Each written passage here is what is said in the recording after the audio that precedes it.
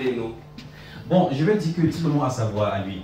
Tu vois, j'admire beaucoup le travail de Stanley Eno. J'admire son focus. Je pense que il y a beaucoup de choses à apprendre de Stanley Eno. La manière dont il se porte. Tu vois, j'ai eu à travailler avec lui en Afrique du Sud pendant un bout de temps quand il faisait MTV. Et j'ai vraiment vu quelqu'un qui voulait se démarquer. Et il l'a fait. Je vais te dire une petite histoire. Quand Stanley Eno a été nominé pour le MTV Award, il n'y a pas eu une invitation. Il m'a appelé lui-même et on n'était pas amis pour dire que voici j'ai un problème. Voilà quelqu'un qui cherche des solutions à ce problème. J'ai appelé le propriétaire des MTV. Qu'est-ce qu'il t'a demandé comme il m'a dit que bon, je n'ai pas d'invitation, je suis rien, j'appelle, personne ne me prend. J'ai même contacté la fille du Gabon, de MTV, elle ne peut rien faire. Toi tu es en Afrique du Sud, est-ce que tu peux me faire quelque chose?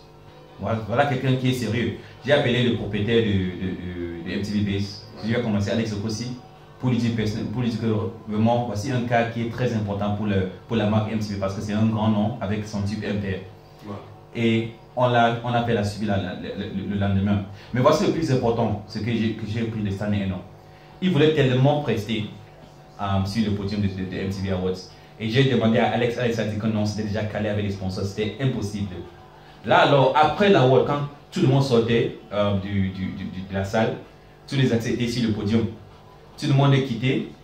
Stanley Eno a pris le micro et le gars a chanté un père pendant que la salle se vidait. Les gens se vidaient. En acapella. Ouais. Avec tout le focus et tout le... Comme si c'était le dernier spectacle de sa vie. Ouais. Et les gens sont tournés pour regarder, mais qui est ce gars? Et il a chanté jusqu'au dernier mot. J'étais avec le manager de Pit FM du Nigeria à Lagos. Ouais. Il m'a regardé et dit que ton gars, il va aller loin. Parce qu'il a un esprit. Donc voici quelque chose de tiré à Stanley Eno. C'est quelque chose que j'ai remarqué que les gens ne savaient pas. J'étais dans la salle et moi j'ai attendu regarder son spectacle à une salle vide jusqu'à la fin. Ouais. Et moi avec le manager de Pit FM, on a applaudi pour lui. Il est sorti. On s'est dit que le gars va aller loin. Et c'est ça en fait. Ça. Il faut apprendre à croire et avoir cette force. Ouais. Maintenant de l'autre côté, c'est vrai que de temps en temps, il se prend trop.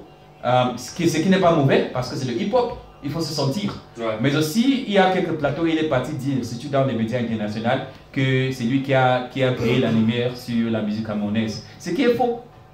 Ce qui est faux. C'est quoi ton avis quand tu dis que ce qui est faux? C'est quoi ton avis? Parce qu'il y a beaucoup des artistes qui ont fait, il y a depuis le temps de Tête Roulée, ouais. Richard Bonnard, même Laurent qui fait beaucoup de bruit aujourd'hui. Petit Pays, Prince Eyango était en Afrique du Sud, en Zimbabwe, on suivait sa musique partout. Donc tu ne peux pas dire que c'est toi qui es responsable pour la musique camerounaise. Donc c'est dit qu'il y a des gens qui ont existé comme avant Stanley Eno. Donc il est bon, je peux pas être mais même si MTV, j'ai joué sur MTV en 2007, sur Trace en 2008, ouais. Mais j'étais seul. Donc je ne pouvais partir nulle part parce qu'il n'y avait pas un industrie autour de moi. Si on était à 10, c'est que ça marchait à la moyenne, mais tu vois. Mais ça ne veut dire rien dire. Tout ce que je dis que à 7, si ça, je vois pourquoi les gens le reprochent parfois parce que c'est même le président de Mafia m'a remarqué ça, qu'il a fait ça sur un podium de fait. Il n'était pas content parce qu'il sait que ce n'est pas la vérité. Mais en tout cas, il y a beaucoup de choses qu'on peut prendre de Stanley Eno. Je respecte beaucoup pour ça. Mais je ne veux pas le cacher les mots quand je dis que non, ça, tu as tort avec ça.